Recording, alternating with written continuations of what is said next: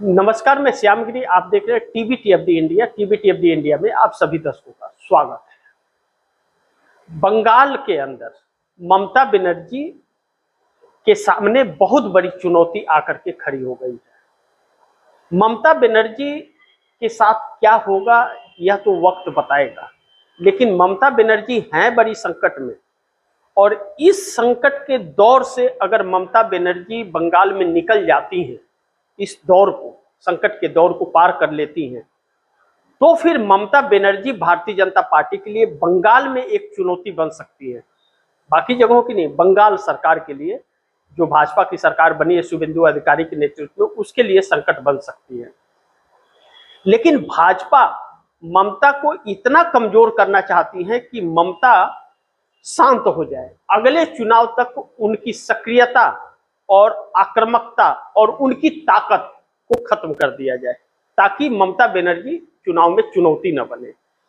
लेकिन ममता बनर्जी ने जो कांग्रेस, टीएमसी और लेफ्ट गठबंधन के साथ गठबंधन करने की जो बात कही थी, बात तो कही, और यह पॉसिबल भी है कि गठबंधन हो जाएगा, कांग्रेस को कोई आपत्ति नहीं आएगी, लेकिन उस पर कायम नहीं दिख रही है और लड़ती हुई नहीं दिख रही है।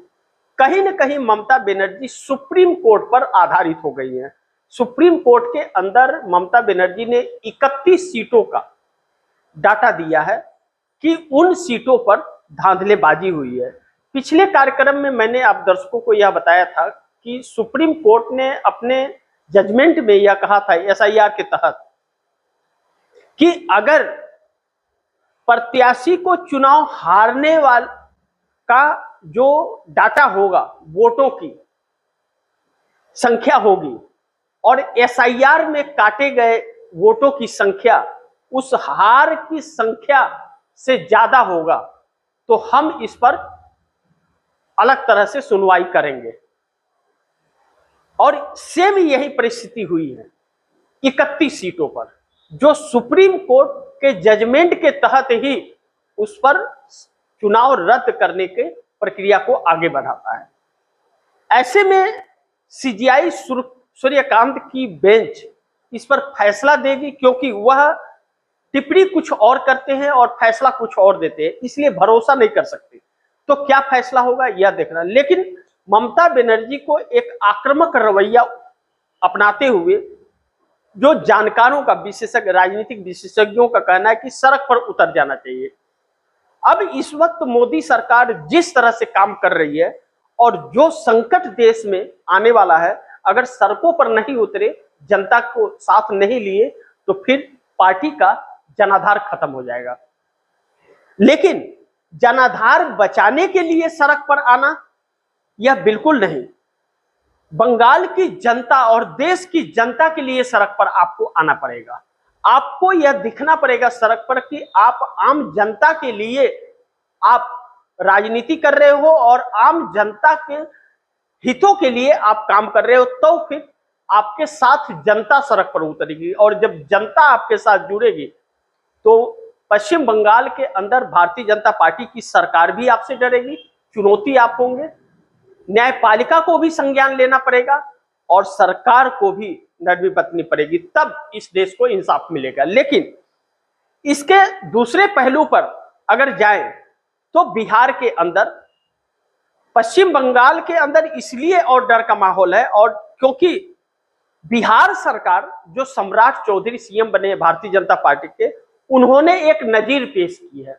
उनका नजीर जो है इस देश में संग्राम करवा देगा आपस में लोगों को, क्योंकि सम्राट चौधरी ने यह कहा कि जिन 65 लाख लोगों के नाम कटे हैं एसआईआर के तहत, उनके राशन कार्ड रद्द कर दिए जाएंगे। उनको 5 किलो फ्री अनाज जो मिलता है, या पैसे देकर के जो राशन मिलते हैं राशन कार्ड पर, वह सामान नहीं मिलेगा। जिसका वोटर कार्ड नहीं है, वोटर कार्ड में से नाम कट गया, उसको नहीं मिलेगा, और जिसका नहीं है उसको भी नहीं मिलेगा, वह बनवाए और बनेगा है नहीं। यानी कि उनको सरकार की कोई भी सुविधा, चाहे वह राशन हो, फ्री राशन हो, चाहे पेंशन हो, चाहे बाकी की जो भी चीजें हो, कुछ भी सरकारी योजना का लाभ नहीं मिलेगा। ऐसे में एक बहुत बड़ी समस्या इस देश के अंदर आ रही है, और ऐसा अगर है तो नीतीश कुमार का जो बचा खुचा जनाधार है वह खत्म हो जाएगा। इस बात की बौखलाहट नीतीश कुमार की पार्टी जेडीयू के अंदर उनके नेताओं में दिख रही है कि चूंकि नीतीश कुमार अब राजनीति से बाहर हो चुके हैं, बिहार सरकार से बाहर हो चुके हैं, बिहार की राजनीति से बाहर हैं, अब वह सीएम बनेंगे नहीं और बन भी नहीं सकते, अब उनके पास आंकड़े नहीं होंगे। अगर वह चाहे तो महागठबंधन के साथ मिल करके 130 की संख्या जुटा सकते हैं और वह फिर से सीएम बन सकते हैं, या जेडीयू का सीएम बन सकता है, भाजपा को सत्ता से दूर कर सकते हैं। तो फिर आने वाले 2030 के चुनाव में उनके लिए विकल्प और रास्ते खुले रहेंगे। लेकिन अगर भारतीय जनता पार्टी के साथ रहे तो समस्या आएगी। अब कहा यह जा रहा है कि नीतीश कुमार लालू प्रसाद यादव के संपर्क में आ चुके हैं। यही वजह रहा कि नीतीश कुमार के घर के बगल से पड़ोसी जो बन गए थे लालू, उनके घर को खाली कराने के लिए नोटिस सम्राट चौधरी ने दिया। अब नीतीश कुमार के पास 85 एमएलए और 12 सांसद होने के बाद भी असहाय सी परिस्थिति में है। उनकी पार्टी के ऊपर कब्जा होता जा रहा है, दिन प्रतिदिन शिकंजा उनके ऊपर बढ़ता जा रहा है और कोई हरकत नहीं दिख रही है। हरकत न दिखने से और नीतीश कुमार के बेटे निशांत कुमार को कोई महत्व नहीं दे रहा है और उनका जनाधार उस हद तक पहुंच जाएगा कि निशांत कुमार के चेहरे पर जेडीयू के लिए वोट मांगा जा सके, तो ऐसा संभव नहीं दिख रहा है क्योंकि निशांत कुमार के अंदर वह काबिलियत नहीं दिख रही है।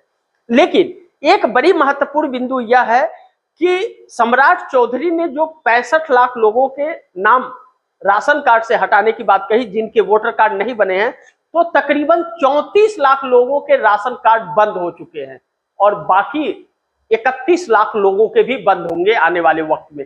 इस बात को लेकर के बिहार के अंदर एक संशय बना हुआ है। दूसरा बड़ी महत्वपूर्ण बिंदु है कि बीपीएससी के छात्र जो है, बीपीएससी के छात्र को जिस तरह से पीटा जा रहा है और जिस तरह नीट के पेपर लीक हुए और 22 लाख बच्चे का भविष्य अंधेरे में चला गया है और भारतीय जनता पार्टी का नेता ही राजस्थान का इस पेपर को लीक किया था, सरगना बोल करके उसको गिरफ्तार किया गया। लेकिन ईडी हो या सीबीआई हो, ऐसे लोगों को गिरफ्तार करती है वह भाजपा ही होते हैं और बाद में छोड़ देती है। वह केस कोई पूछता भी नहीं है कि कहां हो गया नहीं गया। यानी कि यह बहुत बड़ा एक स्कैम है। इसको लेकर के राहुल गांधी ने एक ट्वीट किया और वह ट्वीट यह दर्शाता है कि राहुल गांधी कहते हैं कि आप 2024 नीट का पेपर लीक हुआ तो आप गूगल में यह सर्च कीजिए कि 2024 में नीट एग्जाम कराने वाला डीजी कौन था, यह गूगल में सर्च कीजिए और फिर उसके बाद गूगल में सर्च कीजिए कि वह व्यक्ति इस वक्त किस पद पर है, सरकार उसे पदोन्नति देती है।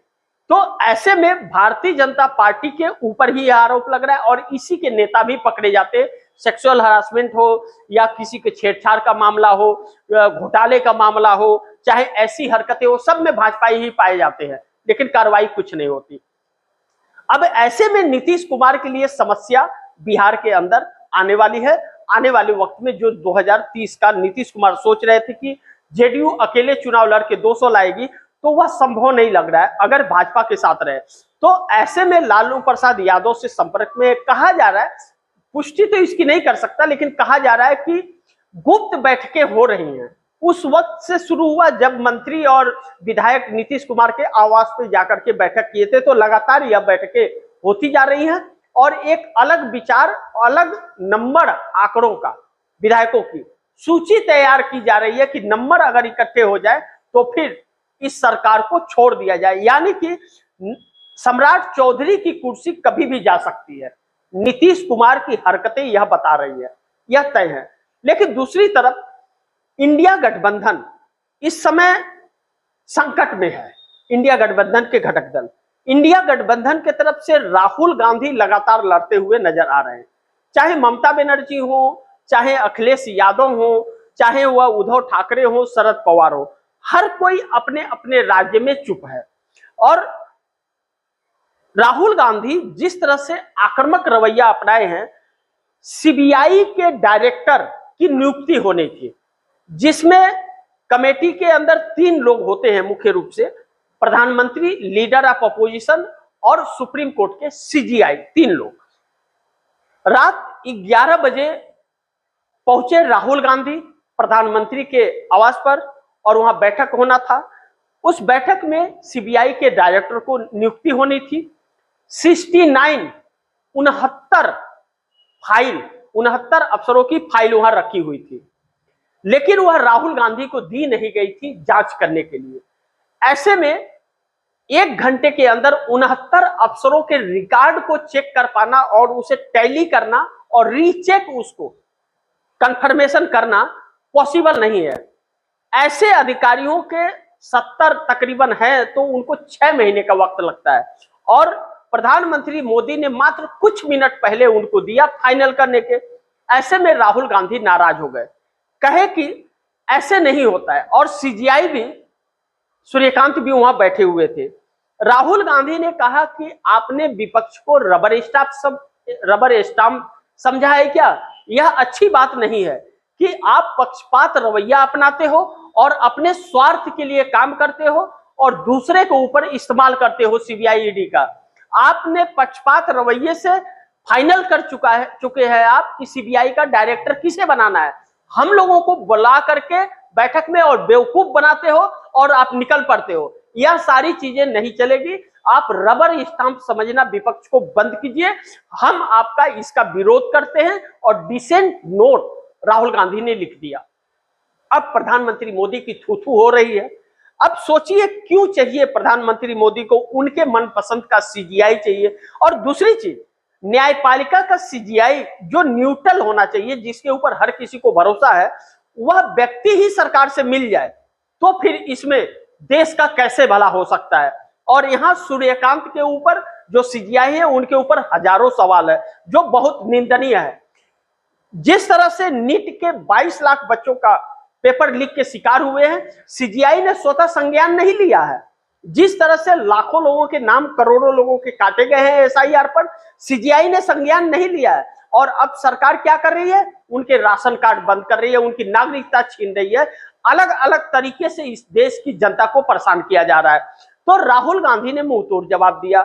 लेकिन अब दूसरी तरफ एनडीए गठबंधन के अंदर 20 विधायकों ने टीबीके को समर्थन दे दिया एडीएमके से टूट के। वैसे तो कहा जाता है कि 30 लोग टूटे थे, लेकिन 20 लोग समर्थन दिए, 124 लोग दिए, 144 का आंकड़ा उन्होंने तैयार कर लिया। तो 24 लोगों ने दिया तो एडीएमके ने स्पीकर को उनकी सदस्यता रद्द करने की बात कही। लेकिन 50% से अधिक अगर विधायक टूटते हैं पार्टी से और किसी दल में जाते हैं तो दर बदल कानून लागू नहीं होता। ऐसे में एडीएमके जो एनडीए गठबंधन का सहयोगी भाजपा की है, उसके पास 47 विधायक हैं, 47 विधायक है और 24 गए हैं तो दर बदल कानून लागू नहीं होता। ऐसे में एडीएमके टूट गया, एनडीए टूट गया। तो अब 24 विधायकों ने खेल बिगाड़ दिया। अब स्पीकर का क्या रोल होगा, स्पीकर क्या फैसला लेते हैं, यह देखना महत्वपूर्ण होगा।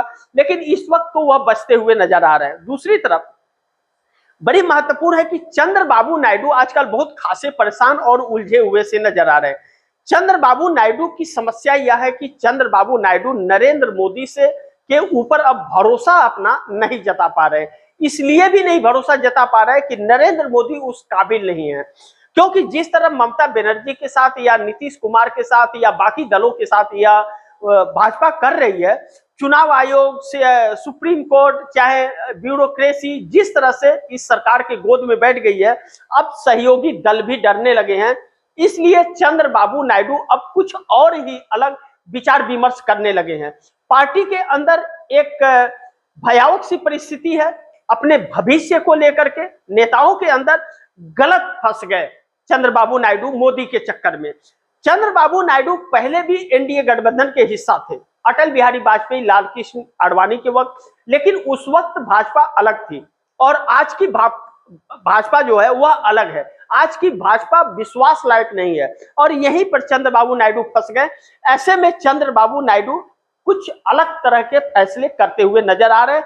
कहीं ऐसा ना हो कि नीतीश नायडू मिलकर के कुछ फैसले कर जाए जो सरकार के लिए संकट पैदा कर दे, वह आने वाले वक्त में पता चलेगा इस देश को। लेकिन मोदी सरकार ने जो महंगाई का बम फोड़ रही है, कोटक महिंद्रा के फाउंडर ने कुछ बयान दिया। उन्होंने कहा कि 2 महीने युद्ध के दौरान, ईरान इजराइल युद्ध के दौरान जो चीज नहीं दिखी, अब कुछ ही दिनों में उससे बहुत भयावह परिस्थिति देश के अंदर आने वाली है, जिसे झेलना बहुत मुश्किल होगा और उसके लिए जनता तैयार रहे। आरबीआई भी ऐसे ही रिपोर्ट दे रहा है। बड़े बड़े जो व्यापारी हैं वह भी यही बात बोल रहे हैं। राहुल गांधी ने यह बहुत पहले आगाह किया था, लेकिन सरकार नहीं सुनी और आज यह सरकार आम देश के वासियों को बेवकूफ बना रही है। यह जो समस्या आ रहा है पूरी क्लैप्स कर गई है इस देश की व्यवस्था, अर्थव्यवस्था जो है, और पीएमओ के अंदर मंत्रालय में बैठकों का दौर करके बेवकूफ बनाया जा रहा है, क्योंकि यह सारी समस्या का जड़ यही सरकार है। इस सरकार की नाकामियों की वजह से, कमजोरियों की वजह से, कंप्रोमाइज होने के वजह से यह सारी दिक्कतें इस देश के सामने आ रही हैं। तो आप सोचिए कि अब जो महंगाई की मार पड़ने जाने वाली है, यह आर्थिक लॉकडाउन पूरी तरह से लगाने के लिए तैयारी है। तकरीबन 2 सालों के लिए आप सुधर नहीं पाएंगे और उसके बाद सुधरने का मौका नहीं मिलेगा। आप दर दर भटकते नजर आएंगे। जो महंगाई की मार, जब तेल सस्ता था तो यह सरकार महंगी बेची क्योंकि टैक्स असूल रही थी, फायदा कमा रही थी, और जब रेट बढ़ गया तो अब असूल रही है। सोचिए कि $100 प्रति बैरल के हिसाब से जब तेल मिल रहा था तो भी वही रेट था, और $50 प्रति बैरल से मिल रहा था तो भी वही रेट पेट्रोल का हमारे देश में था। तो अभी जब रेट बढ़ गया है तो रेट क्यों बढ़ाया जा रहा है? यानी कि लाखों करोड़ रुपया घोट करके सरकार और व्यापारी इस देश को बेवकूफ बना रहे थे, और अब जब बाहरी मुद्रा जो है, विदेशी मुद्रा की मार पड़ी है, चोट पड़ी है, और अब इनको समस्या आई है, तब इस देश को संकट के हवाले छोड़ दिया है इन लोगों ने। यानी कि धोखेबाज है यह नेता, यह आप साफ तौर से कह सकते हैं। अब ऐसे नेताओं का क्या करना है उसका फैसला तो आप लोग ही कर सकते हैं। न्यायपालिका से उम्मीद नहीं कर सकते। एनडीए गठबंधन के अंदर टकराव है, इंडिया गठबंधन बिखरता हुआ नजर आ रहा है। राहुल गांधी चुनौती पर चुनौती बने हुए हैं, और मोदी का खौफ ही राहुल गांधी उस शख्स का नाम है जो राहुल गांधी पहाड़ की तरह, चट्टान की तरह इस सरकार के सामने खड़े हैं। लेकिन आने वाले जो वक्त में, कुछ ही दिनों में, चंद दिनों में जो समस्याएं आने वाली है उसे झेलने के लिए देश को तैयार रहना पड़ेगा। बाकी आप दर्शकों की क्या राय है, क्या सुझाव है, कमेंट बॉक्स में जरूर दीजिएगा। इस खबर को ज्यादा से ज्यादा शेयर कीजिएगा, अपने दोस्तों को भी कहिएगा आगे शेयर करें। आपने टीवी TFD इंडिया को अगर सब्सक्राइब नहीं किया तो सब्सक्राइब कर लीजिए, अपने दोस्तों को भी कहिए सब्सक्राइब करें, और इस खबर को ज्यादा से ज्यादा शेयर करें। मिलते हैं अगली खबर के साथ, तब तक के लिए नमस्कार।